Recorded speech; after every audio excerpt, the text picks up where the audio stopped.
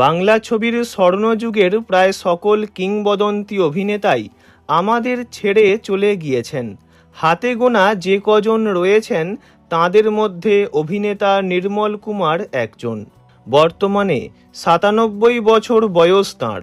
বয়সের ভারে এখন বাইরের জগৎ ত্যাগ করে ঘরের চার দেওয়ালের মধ্যেই দিন কাটাচ্ছেন বর্ষিয়ান এই অভিনেতা। চলচ্চিত্র জগৎ থেকেও সরে গিয়েছেন বহু বছর আগেই। ২০০৯-এ যেখানে আশ্রয় ছবিতে শেষবার তাকে দেখা গিয়েছিল পর্দায়, তারপর আর দীর্ঘ ১৭ বছর সিনেমার পর্দায় দেখা যায়নি নির্মল কুমারকে। তখন থেকেই অবসর নিয়েছেন তিনি। বর্তমানে মেয়ে জামাইয়ের কাছে থাকেন অভিনেতা। নির্মলবাবু ১৯৬৮-তে ভালোবেসে বিয়ে করেছিলেন জনপ্রিয় অভিনেত্রী মাধবী মুখার্জিকে। নির্মলবাবু ও মাধবী দেবীর দুই কন্যা মিমি আর ঝুমি। তাঁদের দুই কন্যাই কর্মজীবনে প্রতিষ্ঠিত। বড় মেয়ে মিমি ভট্টাচার্য একজন অধ্যাপিকা আর ছোট মেয়ে ঝুমি বিদ্যালয়ের শিক্ষিকা। চলচ্চিত্র জগতে তাঁরা কেউই আসেননি।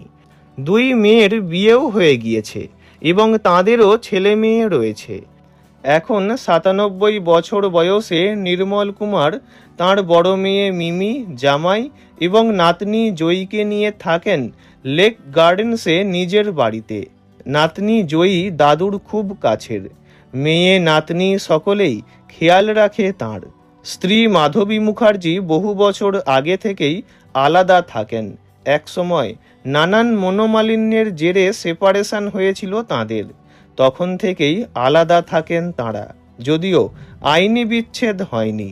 তবে আলাদা থাকলেও এখন বয়সকালে সুখে দুঃখে বিপদে আপদে একে অপরের পাশে দাঁড়ান তাঁরা।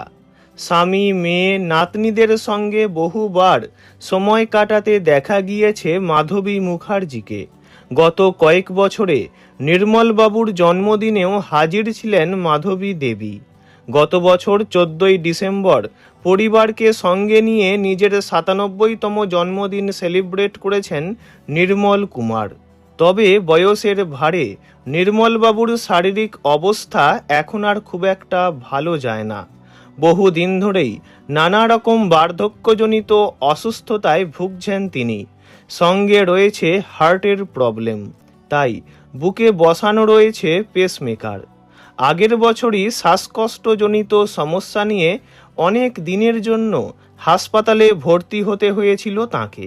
এছাড়া পায়ে সেলুলাইটিস সংক্রমণ নিয়ে ও রক্ত চলাচলের সমস্যা নিয়েও হাসপাতালে ভর্তি হয়েছিলেন নির্মলবাবু। এখন বয়সের ভারে শ্রবণ শক্তিও অনেক কমে গেছে তাঁর।